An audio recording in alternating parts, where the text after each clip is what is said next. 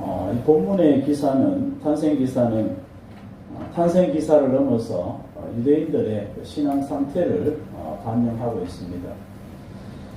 선민 이스라엘이 메시아를 어떻게 대하는가, 하나님 메시아의 백성에 합당한가, 그걸 묻고 있습니다. 본문은 1절부터 좀 이상합니다. 엉뚱한 사람들이 등장합니다. 성들은 복음서마다 기록 목적이 있습니다. 마태복음은 유대인을 위한 복음입니다. 누가복음은 이방인을 위한 복음입니다. 마가복음은 로마인들을 위한 복음입니다. 종의 복음이라고 하기도 합니다. 요한복음은 온 세계인들을 위한 복음입니다. 신성이 많이 드러납니다. 자, 그래서 이 마태복음에는 예수님이 유대인의 왕으로 많이 묘사됩니다. 탄생 때부터 십자가에 죽으실 때까지 유대인의 왕, 유대인의 메시아가 많이 부각이 됩니다. 자, 그런데 이 유대인의 왕이 오시는데 이 왕을 가장 먼저 찾으러 온 사람이 이방인들입니다. 그것도 아주 멀리서 찾아온 그런 이방인들입니다. 그래서 저자 마태가 여기서 유대인들에게 질문을 던지고 있습니다. 이게 정상이냐? 유대인들은 뭐 하고 있느냐? 그런 질문을 던지고 있는 것입니다. 예수님께서 탄생하실 때 이 팔레스틴, 이 가나안 땅을 지배하던 왕이 헤롯입니다. 이 헤롯 대왕이라고 합니다. 저기 보면 주화가 저기 있는데, 이 헤롯은요, 이 가나안 땅은 저기 보면 이스라엘 전체 지역입니다. 빨간색, 초록색, 그리고 노란색 그렇게 있는 저 지역을 다스리고 있었습니다. 이 가나안 땅 전체를 다스렸다는 것은요, 대단한 정치적 수완이 있었다는 겁니다. 로마의 식민지 상태인데 4개로 분할되어 있는 이 행정권을 전체를 다스린 것은 탁월했다는 것입니다. 이 헤롯은요, 로마 황제들과 어릴 때부터 친분이 있었고요. 그리고 로마 원로원의 신임을 받았습니다. 또 이제 무너진 성전을 다시 건축을 해서 화려하게 세웠기 때문에 유대인들에게도 나름 인기가 있었습니다. 자, 그런데 지나치게 권력욕이 강하고요, 폭력적이었습니다. 포악했습니다. 권력에 방해가 되면 가족도 죽이고 자식도 죽이는 그 사람이었습니다. 이 신분상의 약점이 뭐냐면 이 헤롯은요, 혈통적으로 유대인이 아닙니다. 이둠의 사람입니다. 에돔 족속 이 에서의 후손입니다. 그 신분적인 한계를 극복하기 위해서 이 대제사장의 딸과 결혼을 해서 이 신분 세탁을 하는데, 그런데도 여전히 이 부분에 열등감과 불안감을 가지고 있었습니다. 이 와중에 예수님이 오신 겁니다. 헤롯이라는 현실적인 공식적인 유대인의 왕이 있는데 또 한 명의 왕이 오신 거예요. 유대인 예언을 따라 나타난 왕, 이 메시아 그리스도입니다. 그래서 스스로 힘과 그런 인간적인 것으로 왕 노릇을 하고 있던 이 헤롯이 긴장할 수밖에 없는 겁니다. 이 긴장을 일으킨 장본인들이 바로 이 동방으로부터 온 박사들입니다. 2절, 유대인의 왕으로 나신 이가 어디 계시냐? 우리가 동방에서 그의 별을 보고 그에게 경배하러 왔노라. 여기서 이 동방은요, 이스라엘의 동북쪽에 있는 그 바벨론 지역을 말합니다. 또는 바사 지역입니다. 그런데 바벨론과 바사는 이미 멸망했고 그 지역에 있었던 제국이 파르티아라는 제국입니다. 주전 200년까지 건재했었고 당시 로마 제국과 쌍벽을 이루는 그런 큰 제국이었습니다. 이 박사들이 거기로부터 온 겁니다. 왜 왔습니까? 별을 보고 경배하려 왔다. 수천 킬로를 걸어서 메시아의 별을 보고 경배하려 왔다. 그렇게 이야기합니다. 이 동방 박사들이 왔을 때 왕을 비롯한 온 예루살렘이 발칵 뒤집어집니다. 별 볼 일 없는 사람들이 왔으면 그냥 무시하면 됩니다. 장사치들이 왔으면 그냥 이렇게 가볍게 생각하고 또 기분 나쁘면 처단해버리면 됩니다. 그런데 이 사람들은요, 보통 신분이 아닙니다. 대제국에서 온 일종의 사절단입니다. 우리가 보통 동방박사 세 사람 이렇게 해서 세 사람으로 생각하는데 그렇지 않습니다. 이 수천 킬로 거리를 2년 가까이 이렇게 여행을 해온 사람들입니다. 아주 큰 무리입니다.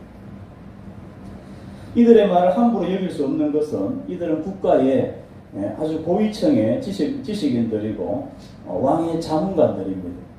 그 성경에 우리가 밑에 각주를 보면은 점성술가 이렇게 이제 되어 있는데 여기서 말하는 점성술은 우리가 생각하는 뭐 이렇게 점을 치는 사람 또는 뭐 이렇게 미신적인 것을 추구하는 그런 사람, 이런 사람들이 아닙니다. 과학자들입니다. 당시 최고의 과학을 추구하는 천문학자들입니다. 이 천문학을 통해서 나라의 미래나 역사적인 일들을 제시하고 왕에게 조언을 하는 그런 고문관들이었습니다. 지금 요즘으로 하면요, 그 미국의 그 나사 센터의 우주과학자들, 그런 급입니다. 성도 여러분, 이 이방인들이 어떻게 유대인들의 메시아를 알았겠습니까? 우리 역사적으로 유추를 좀 해보면요, 유대인들이 바벨론 포로로 잡혀가 있었습니다. 그때 물론 돌아온 사람도 있었지만 많은 사람들이 여전히 거기에 계속 살았습니다. 이들에게 구약 성경과 메시아 사상이 전수되었을 것입니다. 그리고 이 바벨론 제국과 바사 시대에 가장 영향력을 끼쳤던, 오랫도록 총리로 있었던 이 다니엘의 영향을 많이 받았을 것입니다. 그래서 구약과 유대교의 메시아 사상이 많이 전수되고 또 그들의 후손들이 유대인이 아닐지라도 이런 사상들을 알고 있었던 겁니다. 천문학자들이 연구하는 중에 이 메시아의 별을 알아본 거예요. 하나님의 물론 섭리가 그 가운데 있습니다. 자, 메시아의 별을 보고 따라왔다. 그런데 이 사람들이 봤던 별이 어떤 별일까요? 생각해 본 적 있습니까? 많은 성경이 구체적으로 이야기를 하지 않습니다. 어떤 사람은, 어떤 신학자는요, 이들이 본 것은 헨리해성이었다. 헨리해성 아시죠? 그죠? 사진 넘겨보세요. 예. 저기 보면, 헨리해성은 76년마다 한 번씩 이렇게 지구를 도는 그런 혜성입니다. 그런데 아주 밝은 빛을 가지고 있습니다. 이 얼음처럼 차가운데 태양의 열을 받아서 이게 기화되면서 빛을 저렇게 몇 수키로 빛을 내는 아주 밝은 그런 혜성입니다. 저걸 이렇게 보았을 수 있고, 또 어떤 사람들은 태양계 내에 종종 일어나는 일이 목성과 토성 또는 목성과 금성이 이렇게 만나는 날이 있습니다. 거의 겹치는 자가 있는데, 이 보면은 저 사진에도 있지만요, 아주 밝은 별 2개가 이렇게 하늘에 떠 있는 거예요. 이런 걸 보고 그렇게 메시아의 별로 여겼을 수도 있다, 그런 이야기들을 합니다. 어떤 사람은 초신성을 봤다. 자, 그런데 우리는 이 동방박사들이 본 이 메시아의 별이 어떤 별인가 우리는 모릅니다. 단정할 수 없습니다. 마태가 이걸 정확하게 짚어주지 않습니다. 이건요, 그게 중요한 게 아니라는 것입니다. 중요한 것은요, 그들이 가진 그 지식 체계 안에서 하나님께서 그들로 메시아의 별을 인식하게 하셨다는 것입니다. 그 별을 메시아의 별로 인식하게 하셨다는 거예요. 다른 생각을 가진 천문학자들도 있었습니다. 그런데 그들 중에서 그들은요, 그 별을 메시아의 별로 확신을 하고 거기에 삶을 걸었습니다. 하나님께서는요, 인생 각자에게 다른 방식으로 자신을 계시하시는 분입니다. 일반 사람들이 이 별을 보면은 뭐 감이 안 옵니다. 이게 저게 뭔가 모릅니다. 그런데 다니엘 같은 사람은요, 뭐 꿈을 통해서 그리고 천문학을 통해서 하나님의 계시를 듣고 보는 사람입니다. 하나님의 뜻을 발견합니다. 하나님께서는 우리에게도 그 뜻을 드러내시는 특별한 방편들이 있습니다. 물론 성경을 통해서죠. 우리 속에 말씀이 가득하고 우리의 영이 열리고 우리가 기도할 때 하나님께서는요, 우리에게 계시하십니다. 그리고 하나님의 뜻을 우리에게 알려주시는 분입니다. 성도 여러분, 이 메시아의 소식은 모든 사람에게 기쁜 소식이 아니었습니다.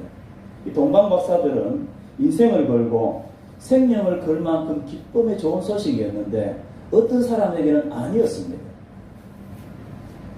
오늘 본문 3절에 보면요. 3절에 헤롯 왕과 온 예루살렘이 듣고 소동한지라. 자, 소동했다. 이건 에타락스케라는 헬라어입니다. 크게 흔들렸다는 것입니다. 영어로 트러블입니다. 트러블 들어보셨죠? 트러블 이렇게 문제 만드는 크게 이렇게 문제가 생겼다 이겁니다. 유대인의 왕이 오셨다는 이 기쁜 소식이 하나님의 도성에 큰 문제를 일으키고 소동을 일으키고 있습니다. 가장 심각하게 받아들였던 사람이 헤롯입니다. 그리고 대제사장과 서기관들입니다. 왜 그렇습니까? 분명히 메시아의 탄생은 기쁜 소식인데 자기에게는 기쁜 일이 아닌 겁니다. 이 걸림돌이 됩니다. 다 좋아해도 나에게 걸림돌이 되면요, 그건 기쁜 소식이 아닙니다. 우리가 누가복음에 보면 천사의 이 메시아 소식을 목자들이 양을 치다가 듣게 됩니다. 그리고 그 소식을 듣고 기쁜 마음으로 달려가서 아기 예수를 그렇게 찾아뵙니다. 축하해 줍니다. 목자들은요, 가난합니다. 비천한 신분입니다. 가진 게 없습니다. 그래서 잃을 것도 없고요, 메시아가 오시면 이제부터는 좋은 일만 있는 거예요. 그래서 이 목자들은 그렇게 좋아하고 있습니다. 그래서 한번 생각을 해보십시오. 이 헤롯과 이 대제사장은 메시아가 오시면 잃을 게 많겠습니까? 얻을 게 많겠습니까? 사람들은요, 이거 계산하는데 되게 빠릅니다. 본능적으로 계산을 합니다. 잃을 게 많을 것입니다. 왜 그렇습니까? 이미 모든 것을 다 가졌습니다. 넘치도록 풍성한 것을 다 가지고 있는데 누가 와도 이제 더 좋은 건 없는 거예요. 그러니까 별로 안 기쁜 것입니다. 그래서 이들은 메시아의 탄생을 알았습니다. 들었습니다. 그러면서도 아무도 찾아가지 않습니다. 이방인들만 찾아가고 있는 거예요. 4절 이하에 보면 헤롯이 서기관들과 박사들에게 별에 대해서 꼬치꼬치 묻고 있습니다. 7절에 이에 헤롯이 가만히 박사들을 불러 별이 나타난 때를 자세히 묻고 8절에 이르되 가서 아기에 대하여 자세히 알아보고 찾거든 내게 고하여 나도 가서 그에게 경배하게 하라. 자, 왜 자꾸 물어볼까요? 없애버리려고 하는 것입니다. 자기 왕권에 위협이 될 만한 존재를 아예 싹을 잘라버리려고 하는 그런 작정입니다. 나도 가서 그에게 경배하게 하라. 이 헤롯의 말을 들었던 신하들 중에 이 말을 믿은 사람은 아무도 없습니다. 어떤 인간인 줄 아는 겁니다. 이 권력을 위해서 자기 자식까지 죽이는 그런 잔인한 사람입니다. 이 헤롯의 목적은요, 오직 권력을 유지하는 것입니다. 이 권력을 방해하는 자는 누구든지 죽이겠다는 심산입니다. 실제로 나중에 베들레헴 지경에 있는 2살 이하의 아이들을 다 학살을 해버립니다. 참 유대인의 왕이 오는데 이 가짜 인간왕이 이렇게 방해를 하고 있습니다. 이면에는 사탄이 있습니다. 어둠의 세력이 있습니다. 빛과 어둠의 싸움입니다. 요한복음 1장에는요, 이 메시아의 오심을 빛과 어두움의 대결로 그렇게 보고 있습니다. 빛과 어두움의 전쟁입니다. 요한복음 9장 1장 9절 10절 우리 스크린 보고 같이 읽겠습니다. 시작. 참 빛 곧 세상에 와서 각 사람에게 비추는 빛이 있었나니 그가 세상에 계셨으며 세상은 그로 말미암아 지은 바 되었으되 세상이 그를 알지 못하였고 자기 땅에 오매 자기 백성이 영접하지 아니하였으나 이 참 빛 대신 세상의 주인이 오시는데 세상이 그를 거부합니다. 왜 그렇습니까? 자기의 악한 행위가 드러날까봐, 자기가 심혈을 기울여서 만든 이 세상이 무너질까봐, 그것 빼앗길까 싶어서 그렇게 싫어하고 거부하고 있는 것입니다. 이것이 헤롯의 모습이고 제사장이고 그리고 오늘 세상의 모습입니다. 원래 어떻게 해야 합니까? 이 하나님의 메시아가 임하실 때에 기쁨으로 환영하고 소고치고 춤추며 그렇게 환영하고 경배해야 합니다. 이것이 창조주 앞에서는 그런 피조물의 모습이고 구원자 앞에서 죄인의 그런 모습입니다. 성도 여러분, 이걸 잘 알았던 사람이 다윗입니다. 온 이스라엘의 왕이 되고 하나님의 임재를 상징하는 이 언약궤가 들어올 때에 힘을 다해서 춤을 추는데 바지가 뭐 이렇게 옷이 내려가는 줄도 모르고 그렇게 춤을 춥니다. 하나님의 임재와 그 충만한 다스림을 절박하게 사모한 겁니다. 왕이었지만 이 참된 왕이 오심을 인정하고 기뻐하고 그 왕 앞에 겸손하게 엎드릴 마음의 준비가 되어 있었습니다. 이 겸손의 준비가 되어야 왕을 맞이할 수 있습니다.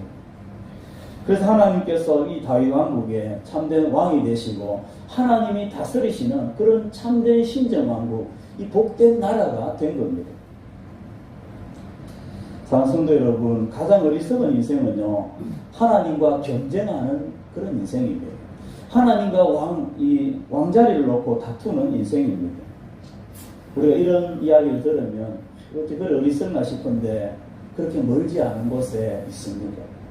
자기 왕권을 내놓지 않는 것입니다. 우리는 다윗의 지혜가 필요합니다. 성도 여러분, 하나님께 내 왕권을 내어드릴 때 오히려 우리의 왕권은요, 가장 견고하게 되는 것입니다. 내 왕권이 사라지는 것이 아니라 오히려 내 왕권이 가장 견고하게 됩니다. 움켜잡으면요, 약해지고 사라져버리지만, 그러나 그분께 내 것을 내어드릴 때 그분의 왕권이 내게 임하는 것입니다. 이것이 믿음의 지혜입니다.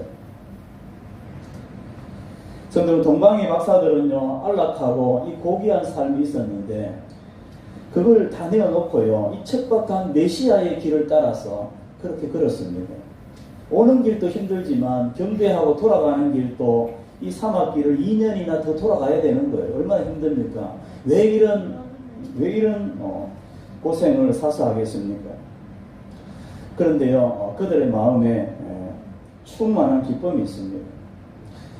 세상의 구원자를 만나고 인생의 주인을 만난 것입니다. 사마리아 우물가의 여인이 메시아를 만난 이후에 자기 물동이를 버려두고 동네로 뛰어내려가서 내가 메시아를 만났다, 그렇게 두려워하지 않고 부끄러워하지 않고 그렇게 외치는 것입니다. 인생의 주인을 만나는 그런 사람의 이런 기쁨입니다. 성도 여러분, 이제는 믿음이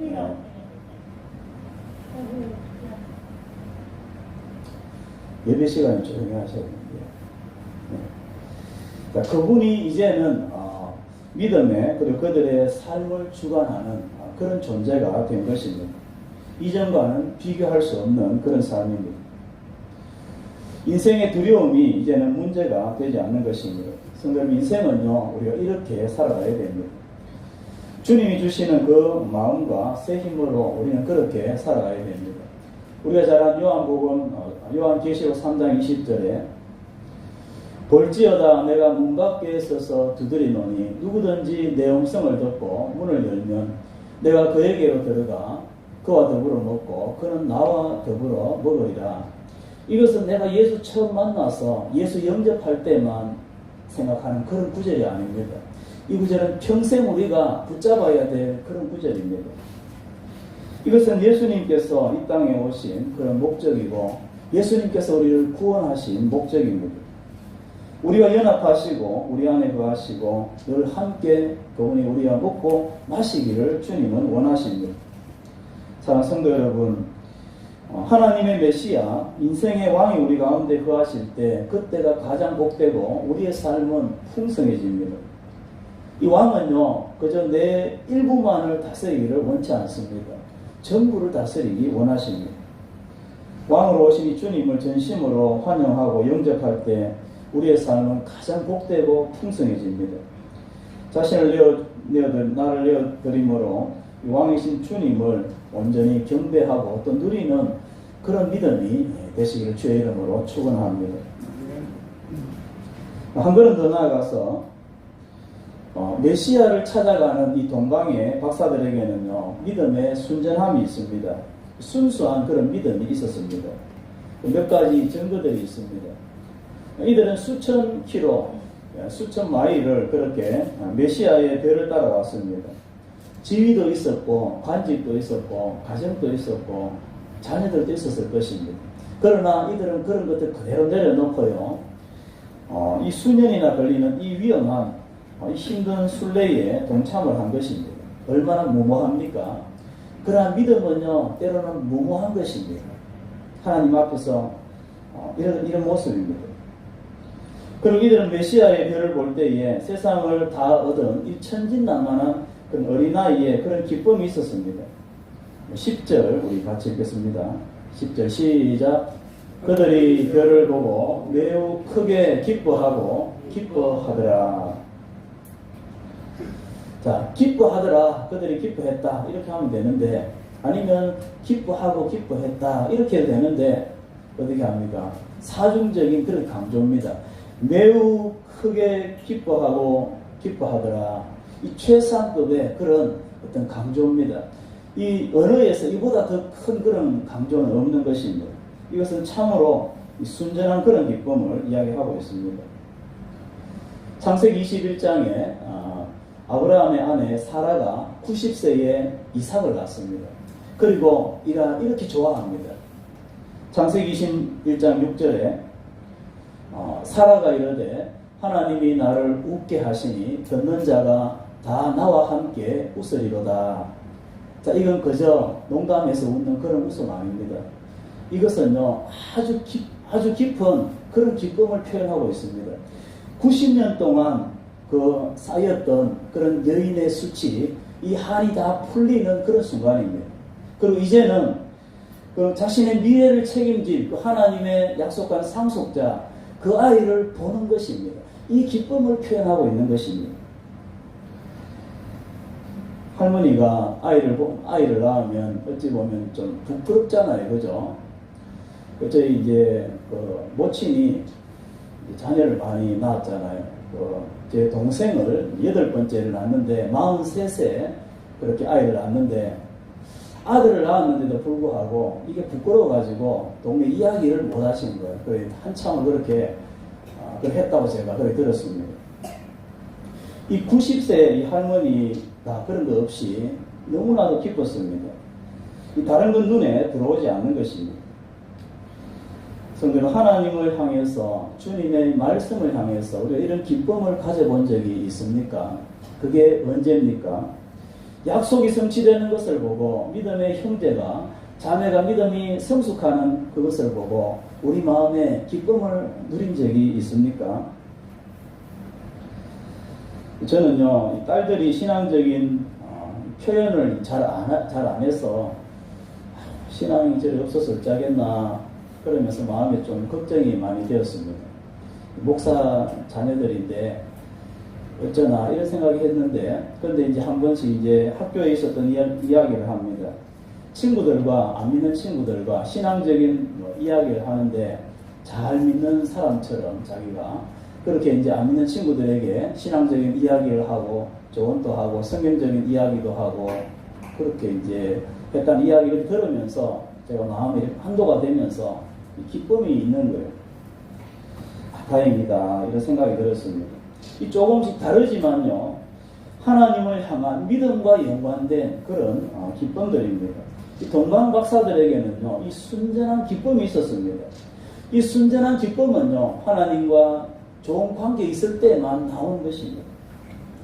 이 순전한 기쁨이 없으면 하나님과의 관계가 어색한 것이고 뭔가 문제가 있는 거예요. 11절을 같이 읽겠습니다. 11절 시작.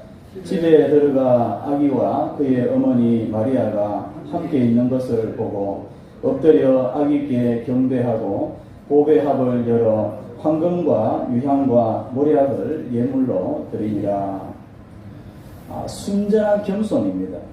겸손의 끝판왕입니다. 이 파르티아라는 이 제국의 그런 고관들이고 지체 높은 사람들이고 그런 지식인들입니다. 요셉과 마리아가 사는 이 베들레헴에 사는 이 집이 얼마나 이렇게 허술하겠습니까? 초라합니다. 가난한 사람들이었습니다.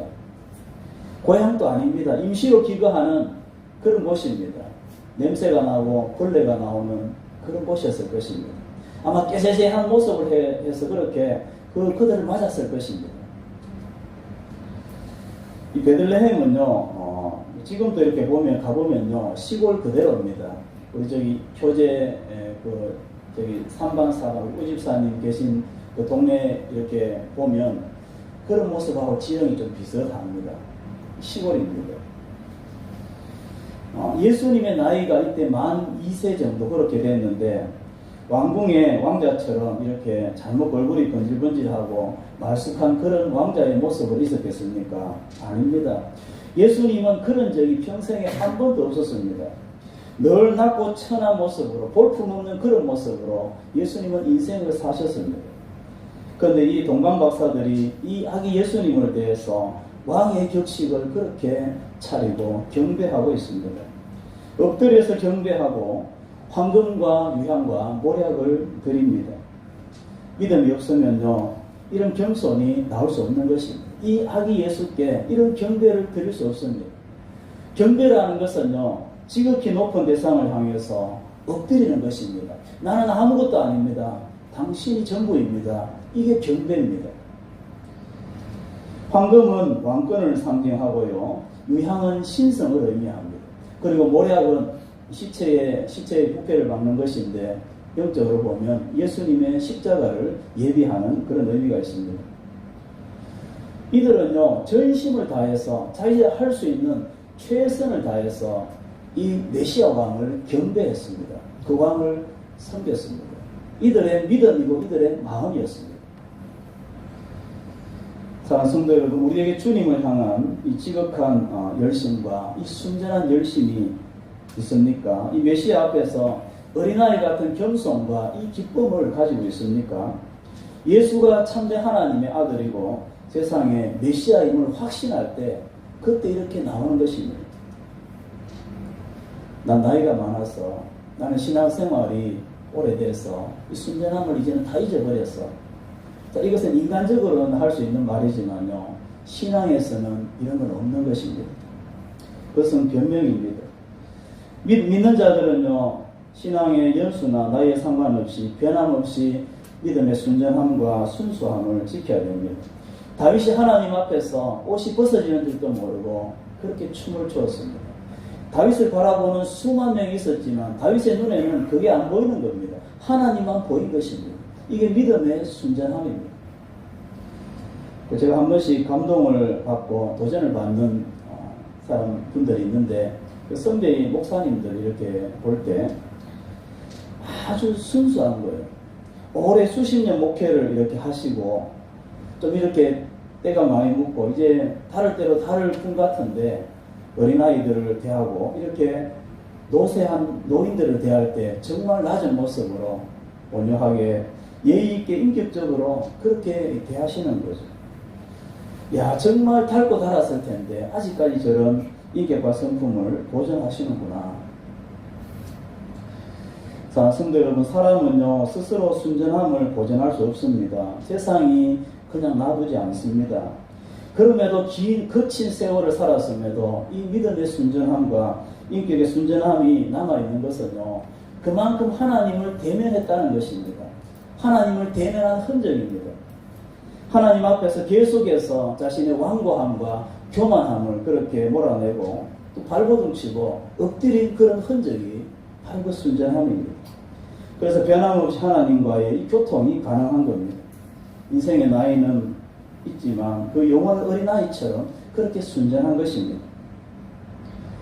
사랑하는 성도 여러분, 완고하고 교만한 마음은 메시아를 받아들일 수 없습니다. 헤롯과 제사장들의 그런 모습입니다. 겉모양은 신앙인이지만 하나님과는 상관이 없습니다.